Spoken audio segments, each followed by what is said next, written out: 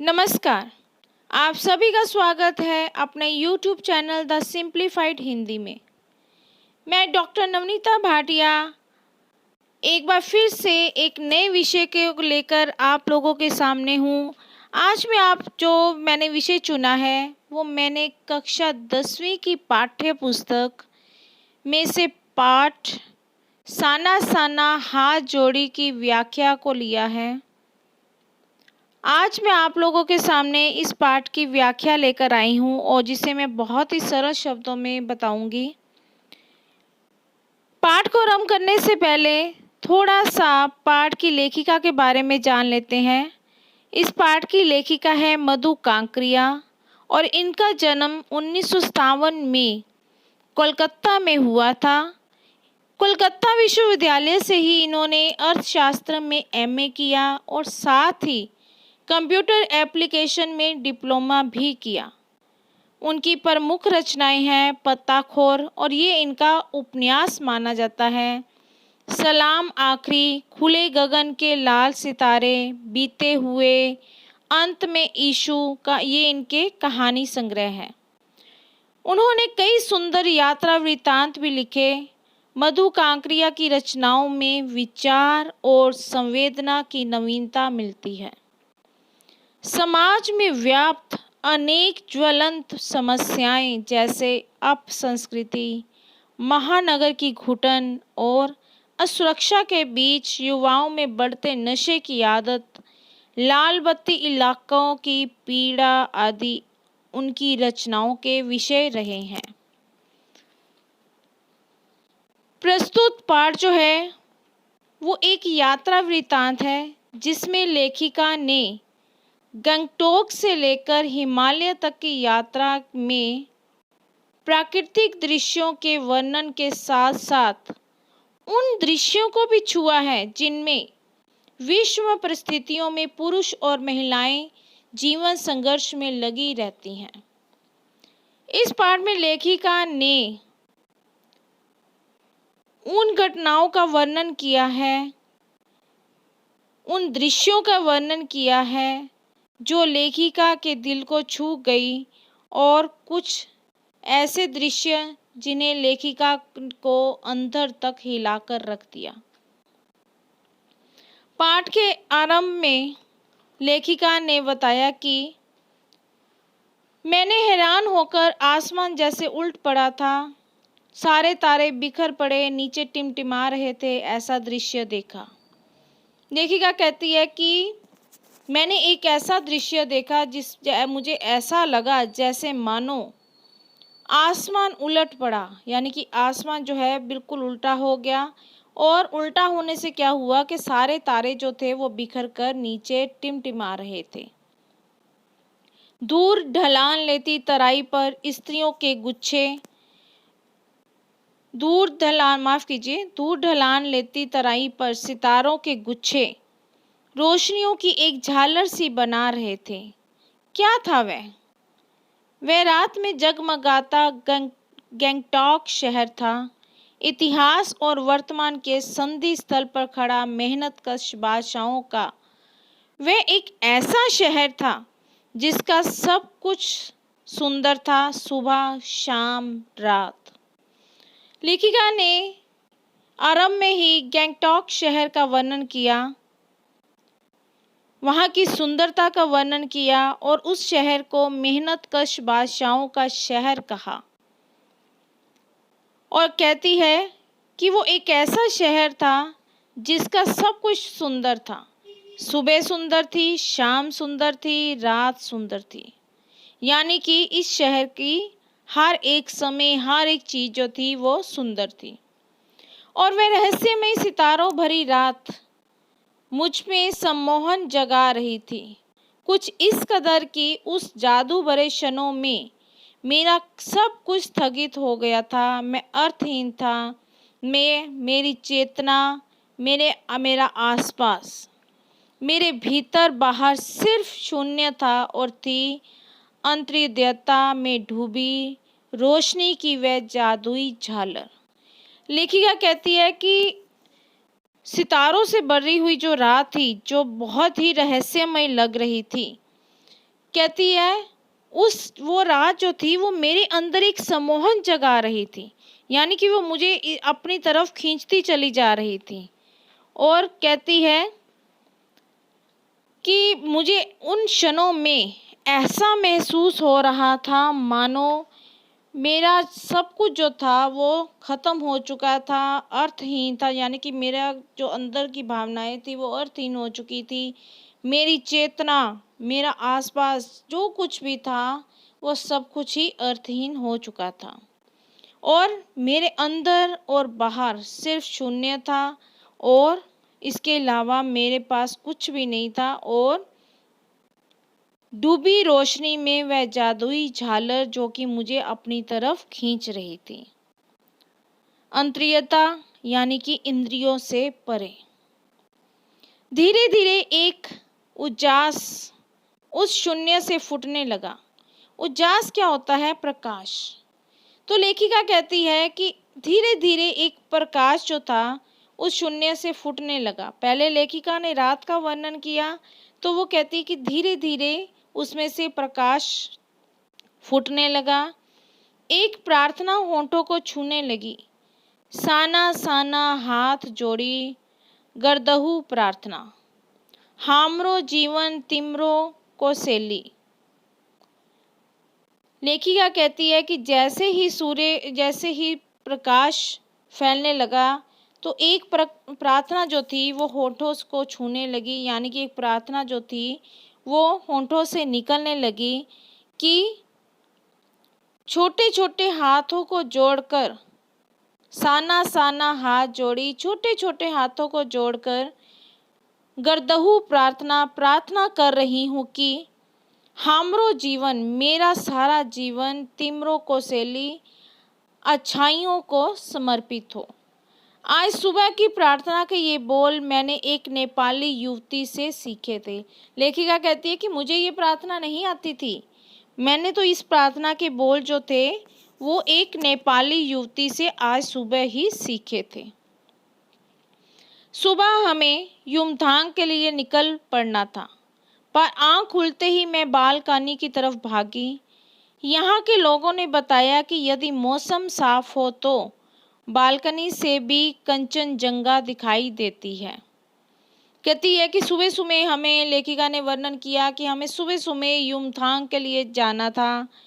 लेकिन कहती जैसे ही मेरी आँख खुली वैसे ही मैं बालकनी की तरफ भागी, क्योंकि लेखिका को वहाँ के जो स्थानीय लोग थे उन्होंने ये बताया था कि यदि मौसम साफ हो तो बालकनी से भी कंचनजंगा दिखाई देती है।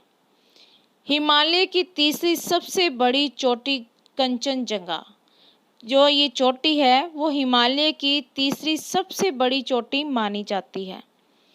पर मौसम अच्छा होने के बावजूद आसमान हल्के हल्के बादलों से ढका था। लेखिका कहती है कि मौसम अच्छा था और अच्छा मौसम होने के कारण ही मैं भागकर बालकनी में गई थी ताकि मैं कंचनजंगा की पहाड़ी को देख सकूं, उस चोटी को देख सकूं।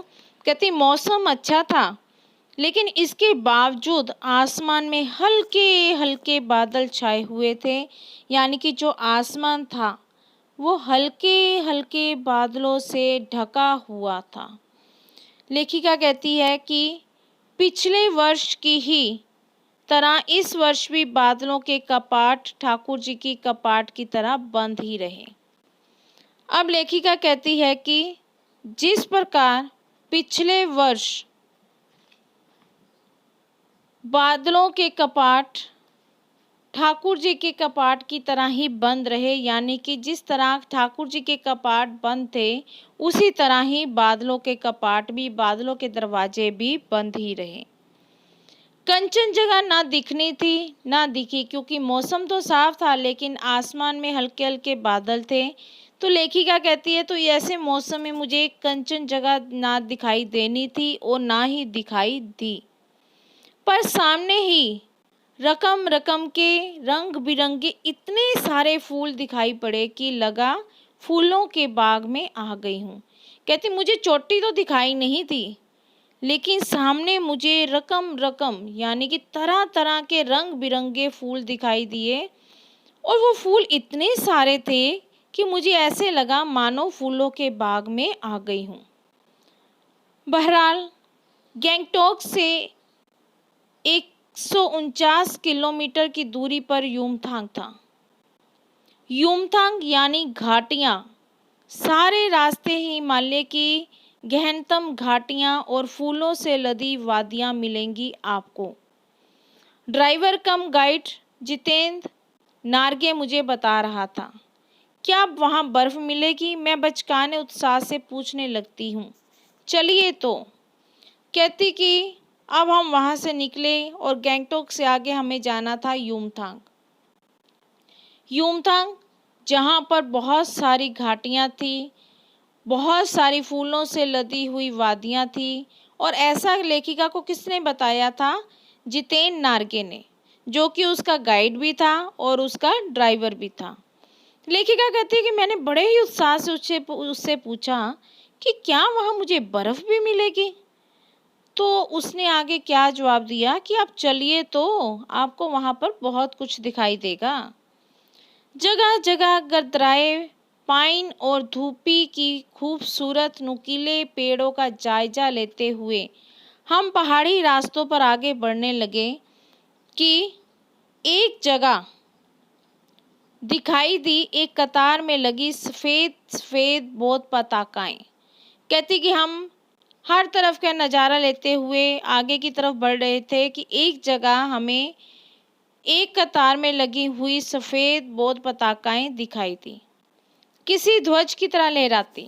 शांति और अहिंसा की प्रतीक ये पताकाएं, जिन पर मंत्र लिखे हुए थे। पताकाएं कैसी थी? शांति और अहिंसा की प्रतीक थी और इस पर मंत्र लिखे हुए थे और ये ध्वज की तरह लहरा रही थी। नार्गे ने बताया, यहाँ बुद्ध की बड़ी मान्यता है।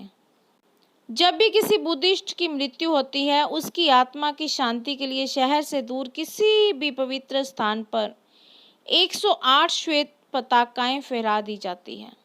अब यहाँ पर नार्गे ने उन्हें श्वेत पताकाओं के महत्व के बारे में बताया कि ये क्यों फहराई जाती है। तो वो बताता है कि यहाँ पर लोग बुद्ध को बहुत ज़्यादा मानते हैं और जब किसी बुद्धिस्ट की मृत्यु हो जाती है तो उसकी आत्मा की शांति के लिए शहर से दूर इन्हें फहरा दिया जाता है और इन्हें उतारा भी नहीं जाता। ये धीरे धीरे अपने आप ही नष्ट हो जाती है।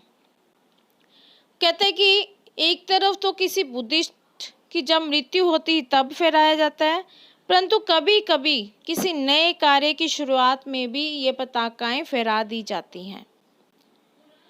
लेकिन जो पताकाएं उस समय फहराई जाती हैं वो श्वेत नहीं होती, बल्कि वो पताकाएं जो हैं वो रंगीन होती हैं।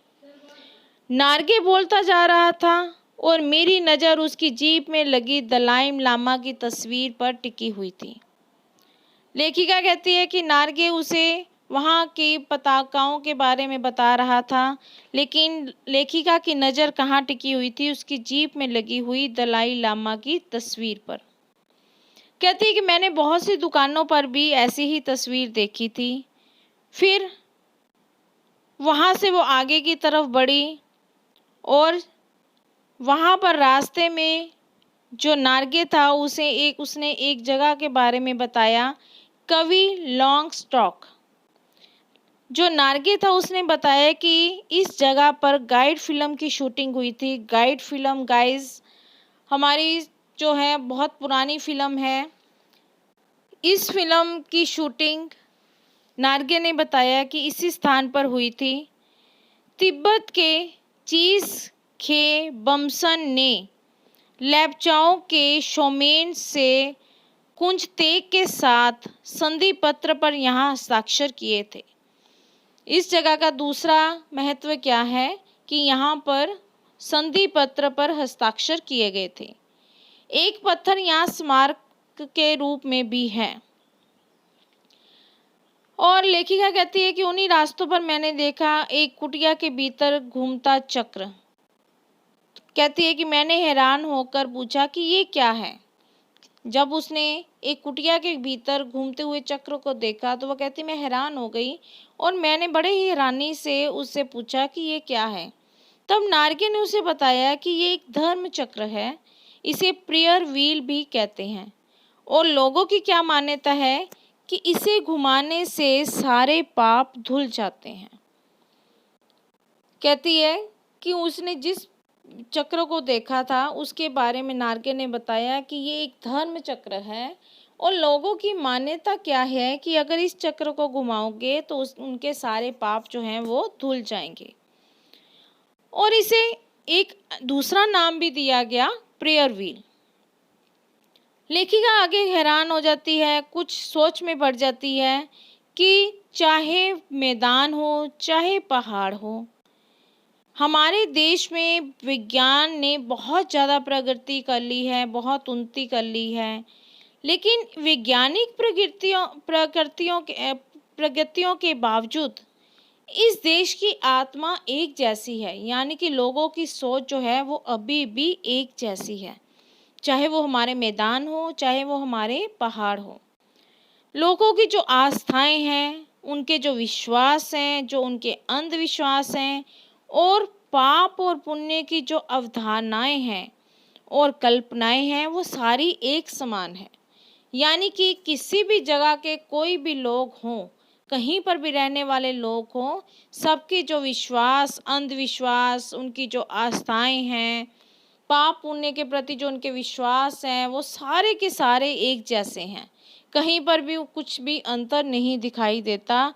ये उसे कब महसूस हुआ? जब उसने प्रेयर व्हील के बारे में सुना कि यहाँ पर इसे घुमाने से सारे पाप नष्ट हो जाते हैं। तो लेखिका कहती है कि जिस प्रकार गंगा में नहाने से कहा जाता है कि सारे पाप नष्ट हो जाते हैं, उसी प्रकार इस प्रेयर व्हील को घुमाने से भी सारे पाप नष्ट हो जाते हैं। तो यही कारण था जिसने लेखिका को मजबूर कर दिया सोचने के लिए कि कहीं पर भी रहने वाले लोग हों, उनकी सारी मान्यताएं, विश्वास, अंधविश्वास सब कुछ एक जैसे हैं, उनमें कुछ भी परिवर्तन दिखाई नहीं देता है। अब लेखिका कहती है कि रफ्ता रफ्ता हम ऊंचाई की ओर बढ़ने लगे। यहाँ पर रफ्ता रफ्ता का अर्थ क्या है? धीरे धीरे। लेखिका कहती है कि धीरे धीरे हम ऊंचाई की ओर बढ़ने लगे। बाजार, लोग और बस्तियां जो थी वो पीछे छूटने लगी। अब परिदृश्य से चलते चलते स्वेटर बुनती नेपाली युवतियां और पीठ पर लदे भारी भरकम कार्टून ढोते बोलने से दिखते बहादुर नेपाली ओझल हो रहे थे।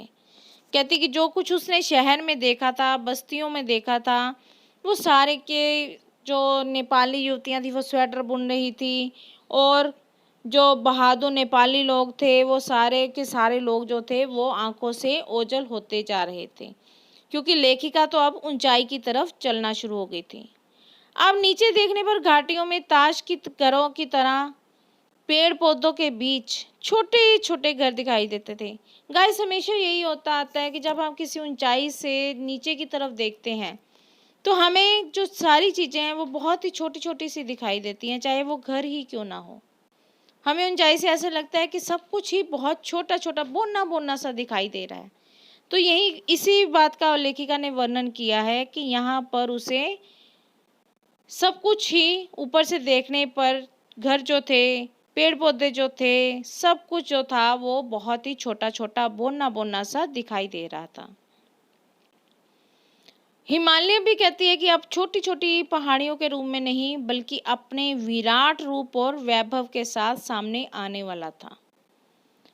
कहती है कि ना जाने कितने दर्शकों, यात्रियों और तीर्थयात्रियों का काम्य हिमालय, पल पल परिवर्तित हिमालय, यानी कि हिमालय जो है वो पल पल में अपना रूप जो है वो बदलता रहता है। लेखिका ने आगे बताया कि जैसे ही वो उस जगह से आगे निकली तो कहती है कि देखते देखते रास्ते जो थे वो वीरान होने लगे, संकरे होने लगे, यानी कि छोटे होने लगे और जलेबी की तरह घुमावदार होने लगे थे। गाइस, जब भी हम किसी पहाड़ी जगह पर जाते हैं तो वहाँ पर हम कुछ ऐसा ही दृश्य देखते हैं कि जैसे जैसे हम ऊंचाई की तरफ जाते जाते हैं तो रास्ते जो हैं वो घुमावदार होते चले जाते हैं, सीधे नहीं होते, क्योंकि वो पहाड़ी इलाका होता है। तो यही लेखिका कहती है कि रास्ते घुमावदार हो गए थे, रास्ते जो थे वो छोटे हो गए थे और वीरान हो गए थे। हिमालय जो था वो बड़ा होते होते इतना बड़ा हो गया था कि विशालकाय दिखाई देने लगा। घटाएं गहराती गहराती पाताल नापने लगी थी। वादियां जो थी वो चौड़ी होने लगी थी। कहती बीच बीच में करिश्मे की तरह रंग बिरंगे फूल शिद्दत से मुस्कुराने लगे। यानी कि जो रास्ते में रंग बिरंगे फूल उसे दिखाई दे रहे थे, वो ऐसा लगता था कि मानो बड़ी ही तीव्रता के साथ मुस्कुरा रहे हों। उस भीमकाय पर्वतों के बीच और घाटियों के ऊपर बने संकरे कच्चे पक्के रास्तों से गुजरते हुए यूं लग रहा था जैसे हम किसी सघन हरियाली वाली गुफा के बीच हिचकोले खाते निकल रहे हों। लेखिका कहती है कि मुझे उन पर्वतों के बीच में से निकलते हुए, उन घाटियों के बीच में से निकलते हुए ऐसा महसूस हो रहा था मानो हम किसी सघन हरियाली वाली गुफा के बीच से हिचकोले खाते हुए निकल रहे हों। वहां से निकलते हुए हमें चारों तरफ हरियाली ही हरियाली दिखाई दे रही थी। कहती है कि इतना असीम सुंदर भरा दृश्य था, इतनी असीम सुंदरता थी कि इसका प्रभाव मेरे दिल पर ऐसा पड़ा कि सभी सैलानी झूम झूम कर गाने लगे। कहती मेरे दिल पर इसका बहुत गहरा प्रभाव पड़ा, और उसके साथ साथ जितने अन्य सैलानी थे, सैलानी क्या होता है, जो घूमने जाने वाले लोग होते हैं, कहती है कि सैलानी सभी झूम झूम कर गाने लगे, सुहाना सफर और ये मौसम हंसी। कहती लोग जो थे, जितने भी सैलानी थे, वो सब लोग जो थे वो मस्ती में गा रहे थे, लेकिन उन सब के बीच में मैं मौन थी। कहती है कि जैसे कोई ऋषि शांत होता है, उसी प्रकार मैं भी शांत थी। कहती कि मैं इसलिए शांत थी क्योंकि मैं चाहती थी कि पूरे दृश्य को मैं अपने भीतर भर लूं, सारा दृश्य जो है वो मेरे अंदर समा जाए, और मुझे ऐसा लग रहा था कि मेरे अंदर से कुछ बूंद बूंद करके पिघलने लगा है। कहती मैंने खिड़की में से अपना मुंह निकालकर कभी ऊंचे आसमान की तरफ देखा, तो कभी ऊपर से दूध की धार की तरह झमझम गिरते जल प्रतापों को, यानी कि जो झरने नीचे बह रहे थे। कहती कभी मैंने उनको देखा, तो कभी मैंने ऊपर आसमान को देखा। कहती इसी बीच कभी मैं नीचे चिकने चिकने गुलाबी पत्थरों के बीच इठला कर बहती चांदी की तरह कोद मारती बनी ठनी तीस्ता नदी को भी देखा। कहती है कि उसी के बीच मैंने तीस्ता नदी को भी देखा, और ये नदी जो थी वो सिलीगुड़ी से ही, लेखिका कहती है कि मेरे साथ साथ चलती आ रही थी। कहती यहाँ पर उसका सौंदर्य जो था वो चरम सीमा पर पहुंच गया था, और मैंने इससे पहले इतनी सुंदर नदी कभी भी नहीं देखी थी। कहती मैं बहुत ज़्यादा रोमांचित हो गई, बहुत ज़्यादा खुश हो गई, और ऐसा लग रहा था मानो मुझे चिड़ियों की तरह पंख लग गए हों और मैं आसमान में उड़ रही हूँ। कहती मैंने हिमालय को सलामी देनी चाहिए, लेकिन तभी जो जीप थी वो एक जगह जाकर रुक गई, और वहां उसने क्या देखा कि खूब ऊंचाई से पूरे वेग के साथ ऊपर शिखरों के भी शिखर से गिरता फेन उगलता झरना। कहती यहाँ पर मैंने एक ऐसा झरना देखा जो पूरे ही वेग के साथ, अपनी पूरी गति के साथ ऊपरी शिखर से नीचे की तरफ गिर रहा था, और इसका नाम क्या था, सेवन सिस्टर्स वाटरफॉल। कहती उसी समय लोगों के फ्लैश चमकने लगे, यानी कि लोगों ने तस्वीरें लेनी शुरू कर दी। सारे जो सैलानी थे वो इन खूबसूरत लम्हों को अपने कैमरों में कैद करने लगे। कहती मैं भी बड़ी हैरानी से उस दृश्य को देख रही थी, और झरने के संगीत को के साथ साथ अपनी आत्मा के संगीत को भी सुन रही थी। कहती कि थोड़ी देर बाद ही बहती जलधारा में पांव डुबोए तो मैं भीतर तक भीग गई। यानी कि जैसे ही उसने इस बहती जलधारा में अपने पैर डुबोए तो ऐसा लगा जैसे वो अंदर तक भीग गई। कहती मेरा मन जो था वो काव्यमय हो गया, यानी कि संगीत मेरे मन से निकलने लगा। कहती उस समय मुझे अपने जीवन की शक्ति का एहसास होने लगा और इस कदर प्रतीत हुआ कि जैसे मानो मैं स्वयं भी देश और काल की सरहदों से दूर बहती नदी और धारा बन बहने लगी हूँ। कहती मैं हर एक तरह की सरहदों से आज़ाद हो चुकी हूँ और जिस तरह पानी बहता है, धारा बहती है, उसी तरह मैं भी बहने लगी हूँ। कहती मेरे भीतर की जितनी भी बुराइयां थी, जितनी भी वासनाएं थी, वो सारी की सारी इस नदी के साथ बहती हुई प्रतीत हो रही थी। कहती मैं इस दृश्य को देखना ही चाहती थी, उसी में समाना चाहती थी, लेकिन जो नार्गे था उसने मुझे वहाँ से हिला दिया कि इससे सुंदर दृश्य आगे मिलेंगे।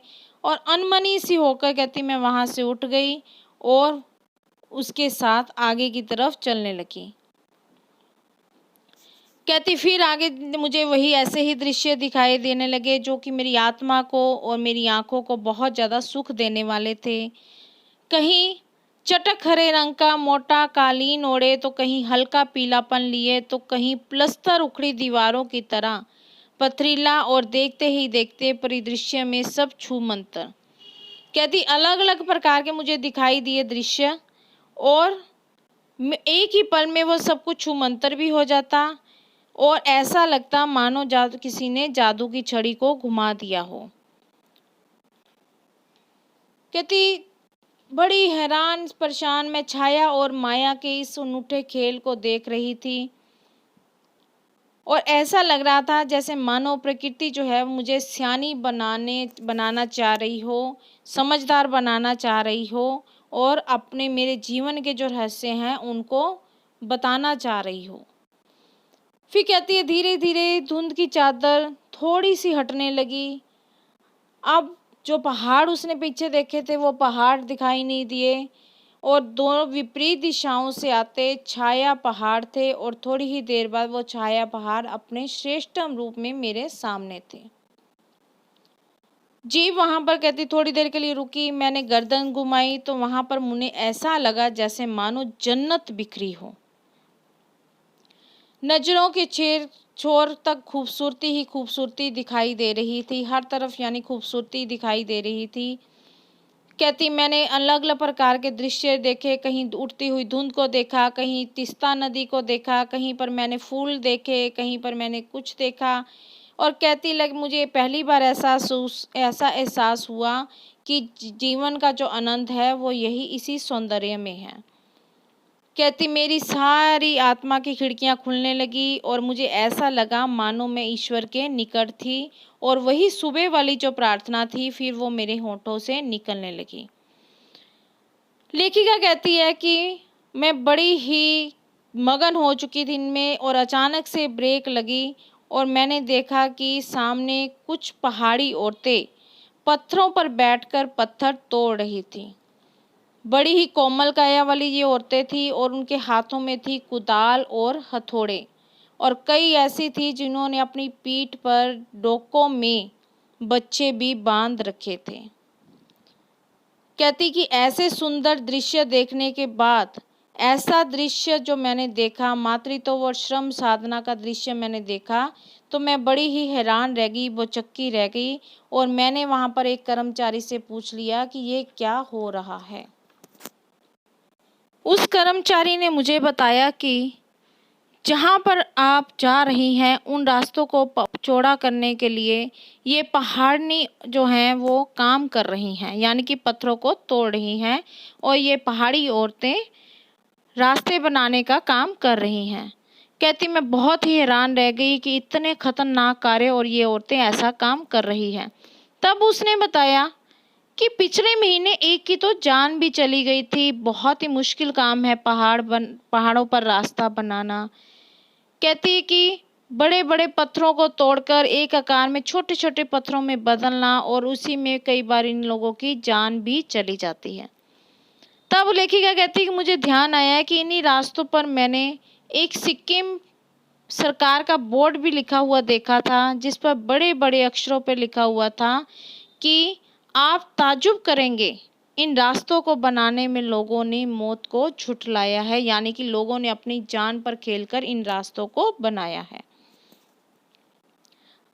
कहती एकाएक मेरा मानसिक चैनल जो था वो बदल गया और मेरा मन जो पीछे की तरफ चला गया, जहाँ पर मैंने पलामू और गुमला के जंगलों में जो दृश्य देखे थे वो मेरी आंखों के आगे आ गए। लेखिका कहती कि वहाँ पर पीठ पर बच्चों को बांधकर पत्तों की तलाश में वन वन डोलती आदिवासी युवतियों को उसने देखा। ये आदिवासी युवतियाँ जो थी वो फूले हुए पाँव और इन पत्थर तोड़ती पहाड़ों के हाथों में पड़े ठाठे, ये भी एक कहानी कह रहे थे। कहती उन औरतों को जो मैंने देखा था और अब जो मैं उन जिन औरतों को देख रही थी, ये भी एक अपनी कहानी को कह रहे थे कि हर एक जगह पर आम इंसान की ज़िंदगी एक सी ही है। सारे आंसू, अभाव, यातना सब एक तरफ है, एक जैसा ही दिखाई देता है, यानी कि आम इंसान की ज़िंदगी बहुत ही कठोर है, बहुत ही परिश्रम भरी है। कहती तभी मेरे जो सहयात्री थे मनी और जितेन जो थे वो मुझे खोजते वहाँ आए और जितेन ने कहा कि मैडम ये तो भारत की आम जनता है, इन्हें तो आप कहीं पर भी देख लेंगे, यानी कि श्रम करती हुई औरतों को तो आप कहीं पर भी देख लेंगी, लेकिन आप पहाड़ों की सुंदरता को देखिए जिसके लिए आप यहाँ पर आई हैं।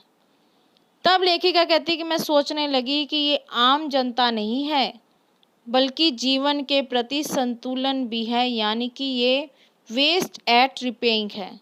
बहुत कम ये लेती हैं और बहुत ज़्यादा समाज को ये देती हैं, यानी कि काम बहुत ज़्यादा करती हैं और इनके बदले में जो इनको मिलता है वो बहुत ही कम है। कहती वापिस हम जीप की तरफ मुड़ने लगे तो तभी मैंने देखा कि श्रम सुंदरियाँ किसी बात पर इस कदर खिलखिलाकर हंस पड़ी थी कि जीवन लहरा उठा था और वह सारा खंडर ताजमहल बन गया था। कहती श्रम करती हुई, इतनी मेहनत करती हुई औरतें भी किसी बात पर इतनी ज़ोर से ठहका लगाकर हंस पड़ी कि ऐसा लगा मानो सारा खंडर जो है वो ताजमहल बन गया हो। तो आज की अपनी इस वीडियो में मैं यहीं पर इसे समाप्त करती हूँ। इसका अगला भाग जो है वो मैं अपनी अगली वीडियो में लेकर आऊँगी आप लोगों के सामने। आज के लिए बस इतना ही। धन्यवाद।